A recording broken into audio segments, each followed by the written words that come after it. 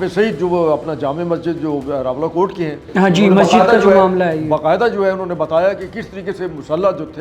جو تھے وہ اندر داخل ہوئے. انہوں نے باقاعدہ سیاہ رنگ کے کپڑے پہنے ہوئے تھے، منہ اپنے نے لپیٹے ہوئے تھے، انہیں باہر نکالا، مسجد پر قبضہ کر لیا اور وہ مقامی نہیں لگ رہے تھے، وہ باہر سے منگوائے گئے ہیں. ان کا تعلق جو ہے وہ باقاعدہ ٹی ٹی پی سے بھی ہو سکتا ہے، بی ایل اے سے بھی ہو سکتا ہے، یا اناناسے سے ہو سکتا ہے، جو باقاعدہ قبائلی اضلاع میں بھی دہشت گردی میں ملوث ہیں. کالعدم ایکشن کمیٹی جو ہے اس کے ساتھ جو گروہ ہیں یا جس طریقے کے معاملات ہیں اور جس طریقے کے وہ تقریریں کر رہے ہیں،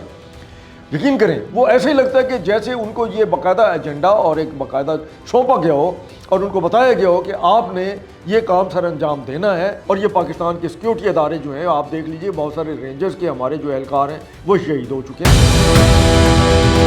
السلام علیکم ناظرین، ساؤتھ پنجاب ڈیجیٹل کے ساتھ میں ہوں آپ کا میزبان ہارون طاہر. آزاد کشمیر کا شہر راولہ کوٹ اس وقت قومی سطح پر توجہ کا مرکز بنا ہوا ہے. راولہ کوٹ میں جس طریقے سے میڈیا رپورٹس عینی شاہدین کے موقف سامنے آ رہے ہیں کہ فتنۃ الخوارج کے جو مختلف شرپسند عناصر ہیں وہ اس وقت جو احتجاج جاری ہے راولہ کوٹ میں اس کا حصہ بن چکے ہیں. یہ بات بھی واضح آ رہی ہے کہ ریاست کے خلاف مکمل طور پر مسلح افراد اسٹریٹ فائرنگ کر رہی ہیں. اور اس وقت راولہ کوٹ میں صورتحال کیا ہے، کس طریقے سے راولہ کوٹ کے اندر امن و امان کی صورتحال بد سے بدتر ہوتی جا رہی ہے، ان تمام تر اہم باتوں پہ سے پردہ اٹھائیں گے آج کے پوڈ کاسٹ میں. اور آج کے پوڈ کاسٹ میں ہم نے شامل گفتگو کیا ہے سینئر تجزیہ کار ہیں خالد بیگ صاحب. سر بہت شکریہ آپ کے قیمتی وقت کا. جی آپ کا بھی بہت شکریہ. سر کیا کہنا چاہیں گے اوورآل اس وقت راولہ کوٹ کی صورتحال کو کس طرح سے دیکھتے ہیں آپ؟ دیکھیے جی، آپ نے ایک سوشل میڈیا پر ویڈیو دیکھی ہوگی پرسوں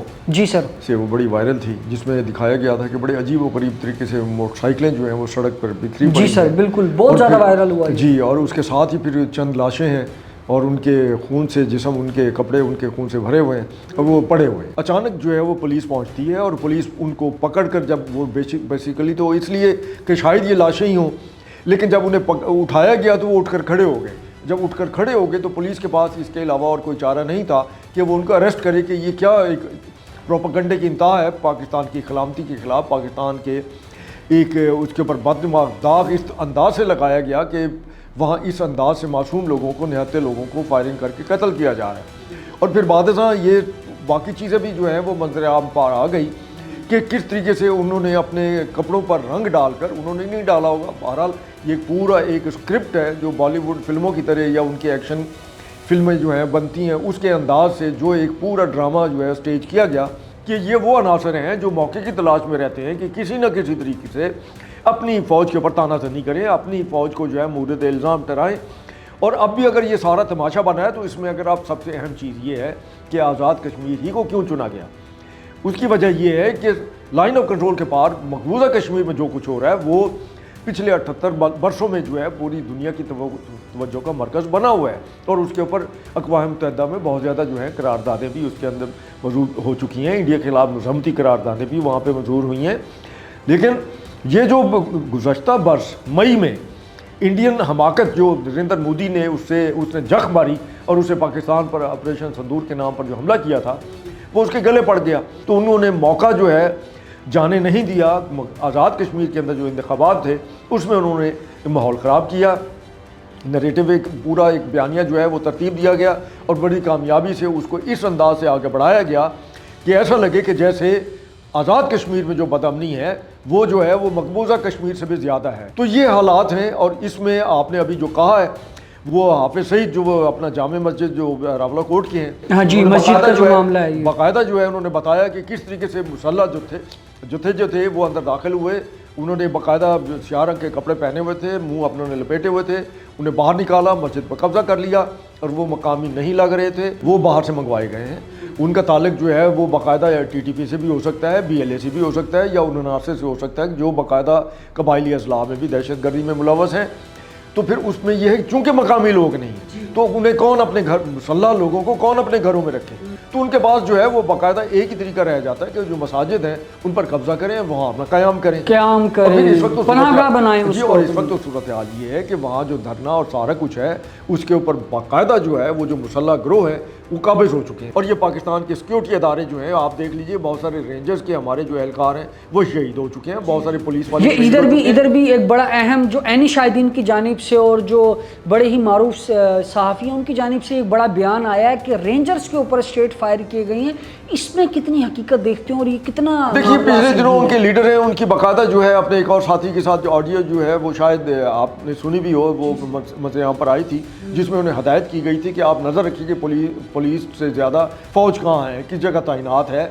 اور ان مقامات پر جو کارروائی کریں کہ جہاں آپ پہنچ سکیں کارروائی کریں اور فوج کو پہنچنے میں وقت لگے۔ اور دوسرا یہ تھا کہ اس میں طے یہ ہوا کہ فوج کو بھی انگیج کرنا ہے تاکہ فوج بھی اس میں شامل ہو، اور سامنے جب فوجی آئیں گے، اپنے مسلح لوگ آئیں گے تو وہ اپنے لوگوں پہ تو فائرنگ نہیں کریں گے۔ یہ پاکستان کی فوج کا ایک ہمیشہ طریقہ کار رہا ہے۔ ایون ابھی بلوچستان بھی دیکھ لیں یا اس سے پہلے وزیرستان میں بھی دیکھ لیں، یا وہاں پہ باقی اور اضلاع میں جو ہے قبائلی جو اضلاع تھے وہاں دیکھ لیں، جب کہیں کسی بھی جگہ آپریشن ہوا انہوں نے، ہمارے سیکیورٹی اداروں نے بھرپور کوشش کی، چاہے اس میں ہمارے جوانوں نے اور ہمارے افسران نے شہادتیں بھی اپنی قبول کی، اپنی جانیں قربان کی کہ ہم نے سول آبادی کو بچانا ہے اور ان پہ حملہ نہیں کرنا، یا ان کی جو وہ آڑ لے رہے ہیں انہیں نقصان نہیں پہنچانا۔ تو اب بھی یہی صورتحال کشمیر میں ہے، جو یہ صورتحال بنی ہوئی ہے، اس میں حکومت ہماری یا ہمارے سیکیورٹی کے ادارے انتہائی صبر و تحمل سے جو ہے وہ کام لے رہے ہیں۔ متعدد رپورٹس نے اس بات کو واضح کر دیا کہ فتنۃ الخوارج کے متعدد عناصر، شرپسند عناصر اس کا حصہ بن چکے ہیں۔ صرف حصہ ہی نہیں بن چکے، انہوں نے کنٹرول کر لی ہے، اور کنٹرول اس لیے اس طرح انداز سے کیا ہوا ہے کہ وہاں پر اب وہ جو معصوم بچے، خواتین، مرد و خواتین جو دھرنے میں شامل ہوئے تھے، وہ اب انہوں نے یرغمال بنا رکھے ہیں، مطلب وہاں سے اٹھ کر چھوڑ کر وہ نہیں جا سکتے، کیسے جائیں گے؟ مسلح گروہ جو ہے وہ ادھر وہاں پہ موجود ہے، ان کا قبضہ ہے۔ اور پھر اس طرح کی ویڈیوز بھی آ رہی ہیں سوشل میڈیا پر، جس میں باقاعدہ دکھایا گیا ہے مختلف گھروں کی چھتوں پر جو ہے یہ مسلح جتھے جو ہیں وہ جدید امریکی رائفلوں کے ساتھ۔ سر یہ اتنے امریکن جو اسلحہ ہے، جدید اسلحہ جس میں M4 رائفل کا ذکر بڑا زیادہ کیا جا رہا ہے، اس اسلحے کی رسائی ان تک ممکن کیسے ہے؟ یہ کس طریقے سے پورا کا پورا اپنا یہ رکھتے ہیں؟ دیکھیے آپ کے قبائلی اضلاع میں بہت سارے جو دہشت گرد ہیں وہ امریکی اسلحے کے ساتھ دندن آ رہے ہیں، ان کے خلاف کاروائیاں بھی ہو رہی ہیں، تو وہ امریکی اسلحے کا وہاں پہنچنا، اور یہ جو ایکشن کمیٹی ہے، کالعدم ایکشن کمیٹی جو ہے، اس کے ساتھ جو گروہ ہیں یا جس طریقے کے معاملات ہیں اور جس طریقے کے وہ تقریریں کر رہے ہیں، یقین کریں وہ ایسے ہی لگتا ہے کہ جیسے ان کو یہ باقاعدہ ایجنڈا اور ایک باقاعدہ سونپا گیا ہو اور ان کو بتایا گیا ہو کہ آپ نے یہ کام سر انجام دینا ہے اور پاکستان اور پاکستان کی فوج کو زیادہ سے زیادہ جو ہے بدنام کرنا ہے، انہیں انگیج کرنا ہے اور کوشش کرنی ہے کہ وہ معصوم لوگوں کے خلاف کارروائی کریں۔ اب دیکھیے ہماری حکومت ابھی تک تو جو ہے وہ انتہائی صبر و تحمل سے، اور وہاں جو آزاد کشمیر کی حکومت ہے وہ بھی فی الحال جو ہے اس کو ایک دیکھ رہی ہے کہ اس کو کس طریقے سے اس سے نپٹا جائے۔ تو اس لیے ہماری جو سیاسی قیادتیں ہیں وہ آزاد کشمیر کے انتخابات پر ایک دوسرے کے خلاف بیان بازی کرنے کے بجائے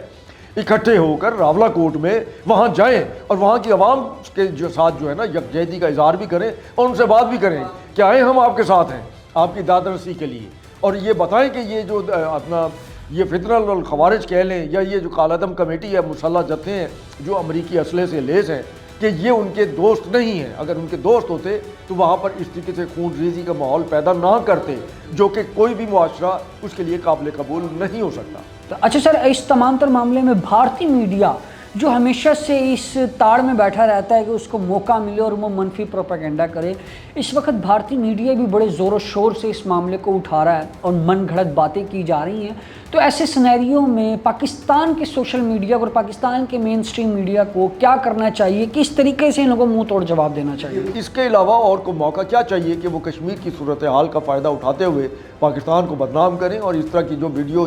جس کا پہلے بھی ذکر کیا اور آپ نے بھی دیکھی ہوگی کہ وہ 4-5 لاشیں پڑی تھیں، پولیس آئی تو وہ اٹھ کر کھڑے ہو گئے، پولیس نے انہیں گرفتار بھی کر لیا۔ وہ جو ویڈیو تھی کہ لاشیں پڑی ہوئی ہیں سارا کچھ، میرا خیال ہے کہ ان کا ہر چینل جو ہے اس نے کوئی دن میں پتہ نہیں سینکڑوں مرتبہ وہ ویڈیو جو ہے وہ چلائی ہے اور پاکستان کو بدنام کرنے کی کوشش کی ہوگی، ٹھیک ہے نا۔ تو یہ حالات ہیں، تو اس میں میڈیا کی کیا بات کرتے ہیں، لیکن یہ اب حقیقت ہے کہ جس وقت ہم وہاں کے ہی اور اپنا اسلام آباد سے بھی کچھ صحافی جس وقت راولہ کوٹ پہنچے